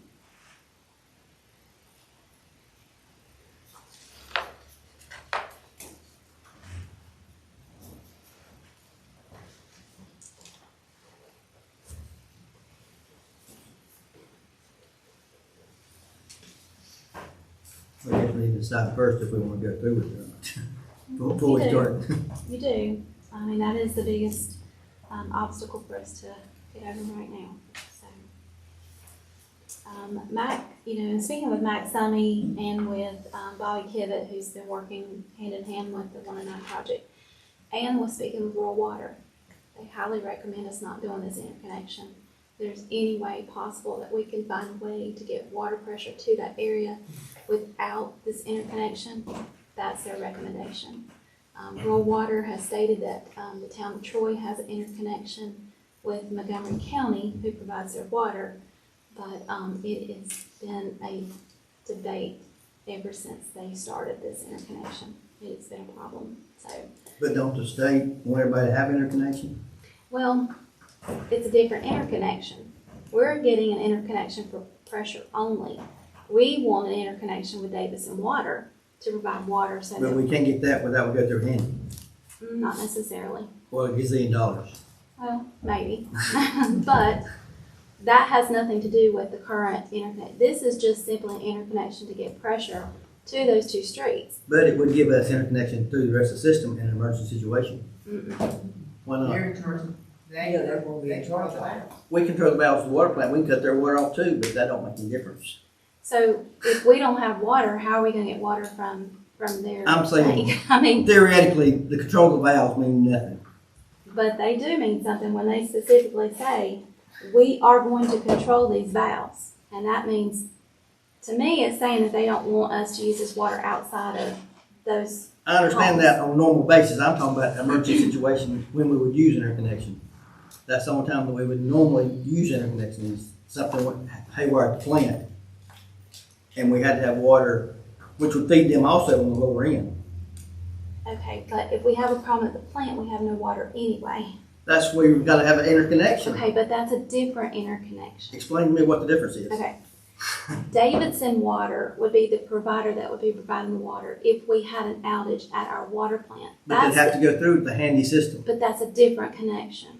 Why couldn't it be the same? What rural water means is Why that. couldn't it be the same? What rural water means is that us doing an interconnection to buy water back from the people we already sell water to is not a good idea. And that's what we're looking at doing. We're buying this water back. It's going through their master meter. We're deducting it from their master meter. They said it is not recommended. It's totally different. The Davison Water interconnection serves the purpose of providing water if we have an outage or something goes wrong in our plant. We can do a connection, even if it's through handy. Yes, we're going to have to pay a rate. We may have to pay them some type of service to use their line to get it to our lines. But that's a whole different system. It's a different way of looking at providing water, not buying it back from our person that we bulk sell to. That's what they're recommending us not to do. If we can do we can do our own lines, if we can run lines to better serve ourselves within our own system without having to do that interconnection on the master meter off of what they buy from us, we are better off. And I've learned through years of times of being here before that with rural water, they're not, I mean, they really are in our best interest. It's just like when they talked to us about that time merging with him. It was about going in together and being that part where they were going to take us over some, where it would look like a partnership. It looked more like a takeover at that period when there was one. And I think it'd be nice if we could do it ourselves without depending on him. Commissioner Morris, I know we have talked at length about having an interconnection. We've done that before with Davison Water, so that they're in emergency situations. There's been times that Handy's had to turn on that connection for themselves when Camp Walter Johnson's at full capacity in the summertime. They benefit from having that connection. We currently don't have an interconnection with another water supplier. So that definitely would be in our best interest to explore that for the future. Absolutely. But it's this connection that draws concern, not just from staff, but from those who have dealt with it in the past with other groups or other utility companies, I should say.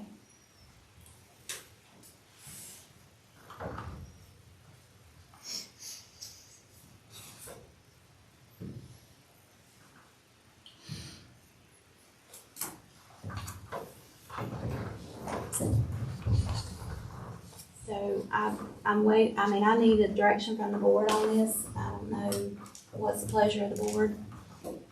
I'd like to see us do it ourselves if, that's me. Do we think Well, our best bet is to take this $137,000 and see what the hydraulic study says, but we're running out of time. So we've already spent $30,000 or $40,000 on these pumps that we shouldn't have to buy. Well, we have spent that on those pumps, and the information that we were hoping would help us with the hydraulic study was what Charlie McGugan was going to provide to Summey Engineering, and they have not provided it. So I think I might can expedite that. So Max Summey and Bobby Kivett were meeting this afternoon. I didn't have an email from them before the meeting. It could be there now. But Michael, what if we put a pump at the water tank like Handy has in their line? That's an option, but we still have one engineered snafu that he's supposed to bring me a set of drawings to look at.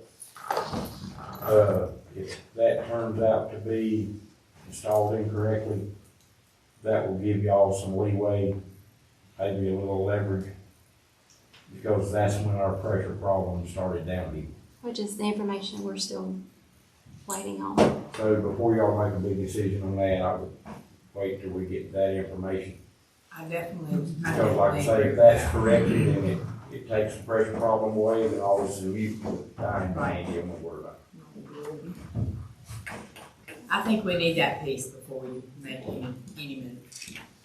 I will reach back out to Max Summy in the morning and ask him if he had any more, if he had any luck with Mr. McGugan. Like I said, he told me, and he sent emails that he sent him 3 different times asking for this information and has not received it. So I will definitely check with him in the morning to see if he had a response this afternoon. If we do not get it from them, is there another alternative? Right, and the other alternative is that some engineering, they're looking at that whole area because they did do the engineering for this housing development. And so, they're looking at that piece in that section of town. Now, the whole hydraulic study, we do need to complete that, but in that area specifically because of the growing population. So that's our number one concern on that section. So I will reach out to him first thing in the morning. I'll reach out to you guys to let you know what he's found out, if anything, and what he recommends that. And we'll do it more, maybe call Darryl and get Darryl to punch, because that's 2 hours to do. Well, it is, and when I spoke to Mr. Hennett last week, he said that they had postponed their December meeting because they're waiting on information from their engineering firm. And I said, well, does that have to do with our interconnection? And he said, no, it was on another project they were working on. So I'm not sure if he's even aware that we have not received that information. But I'll definitely ask that question, and I'll send it. But if we can't get that information from them, are We're there other gonna ways move we forward. can get it? Yeah, we'll move forward with what we need to in order to maintain that. So But there's other ways we can get that piece of information that we're missing. Just the cost of it. yes, it just cost. I mean, that's the problem is if it's already been created based on that merger study that we did in 1819, then it's a shame to have to recreate the means and have to pay for it again. But if it already exists and we can get it, that's going to save money, time and money. So it'll be a much quicker process if we have that information. Okay. The other things that you have before you are, we did a speed study here on Salisbury. I know you guys probably saw it just there at Railroad Street before you cross the railroad tracks. And in looking at this information, it's kind of overwhelming when you see how many vehicles actually pass through Salisbury. And I know that some of them are duplicates during the day, back and forth. I mean, I'm probably 2 or 3 of those a day. But it was like over 40,000 vehicles in a 4-week period. So it was pretty interesting. Most of the speeds were 40 miles an hour below. You had a few that exceeded that. Most of them incoming, which would have been coming towards Town Hall. I have been talking with Captain Shear about our speed throughout town and looking at posting, making sure that we can get some better speed limit signs for the area so that people are aware what speed limits are and where the zones start and end, that type of thing. There's also a report from Alliance Code Enforcement, and they did not get the dates dropped in here, but on the next report we will have your dates on there so that you know when these code enforcement started. You also have a copy of your meeting schedule for next year. Our first meeting will be January the 2nd. It'll be a Tuesday night because the 1st is a holiday. And then the rest of them, if it's a holiday, it pushes out 1 day to a Tuesday except July. And that would be the following Monday, the 8th. And then there's a copy of our holiday schedule in there as well. Okay. Do you guys have any questions for me outside of what we've talked about? Is this all over on this? Everything's, or is there some still waiting? These are what they have currently either open or updated. If there's something specific that you're looking for, if you'll let Paula or I know, we'll ask the questions so we can look at their case file. We have a login for that.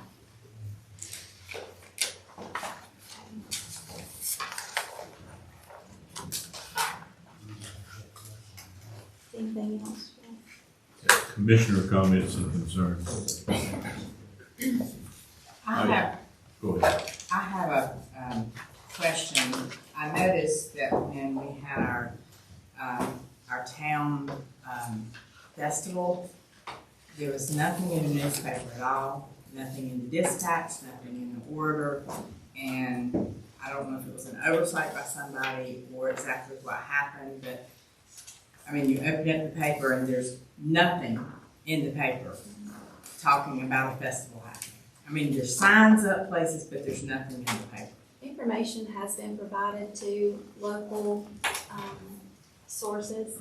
I will say that we do a lot of advertising. There's a paper, I'm sure you see it, restaurants or businesses that you pick up, the Southern, and so we did advertise in it. We also do an advertisement that goes out through email, more of an email blast.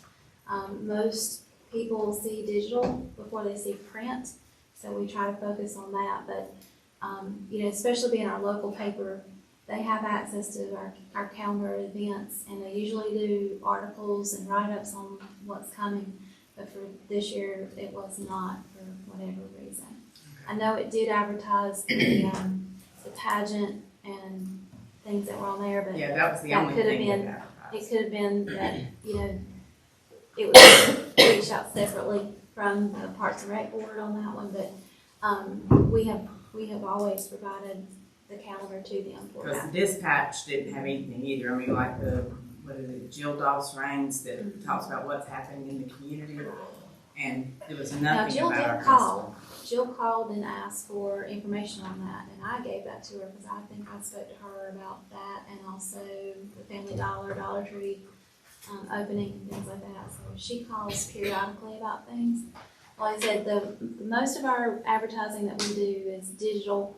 It's a blast that it reaches over 30,000 people, and it runs for a solid week. Like when they send out their email.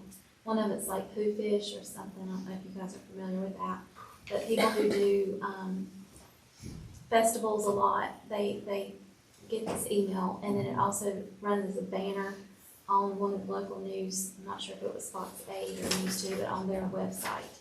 So, like I said, more digital than print, because I'll be honest, not as many people are reading the paper nowadays as they normally do. And I understand that. Because my dad asked me, because he gets the paper, he said, I thought that festival was this weekend. I said, well, it is, Daddy. He said, well, Whitman in the paper. I said, I can't answer that. So I can't either. That's why I was asking. So the information was provided. Okay. I'm kind of disappointed that, Mr. Fuller said he would be here tonight. and Well, I give will us some talk to you numbers. about that in closed session. That's for closed session. Okay. Okay, great. And I know that you mentioned it, but board members for Parks and Rec and Planning and Yes, Zoning. I'm gonna, I did not have all of our applicants in. I've got candidates, but all the applications did not come in, so we will vote on that at our first meeting in January. But we've got several that I think you'll be excited for the candidates for that. So. And have we made any progress on SCADA?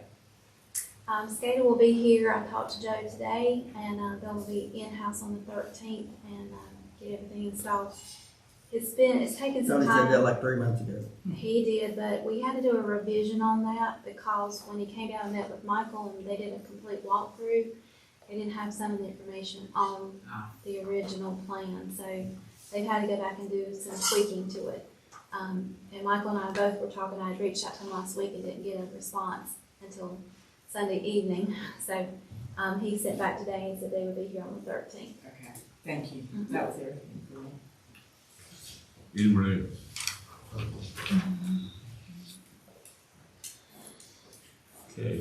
this time we'll be going into closed session to discuss contract negotiations. And department heads can leave if they say that.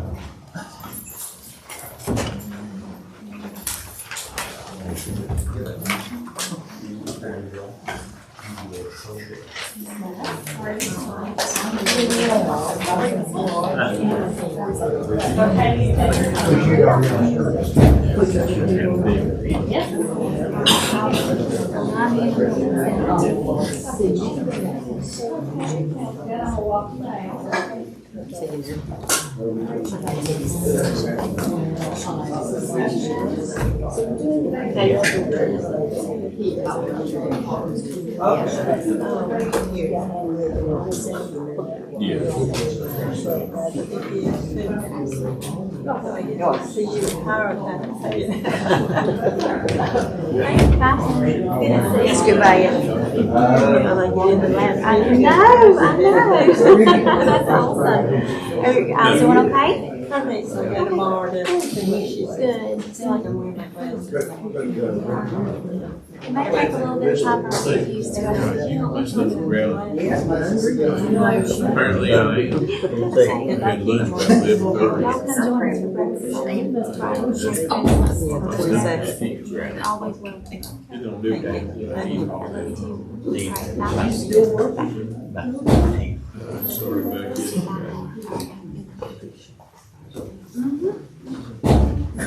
Bye.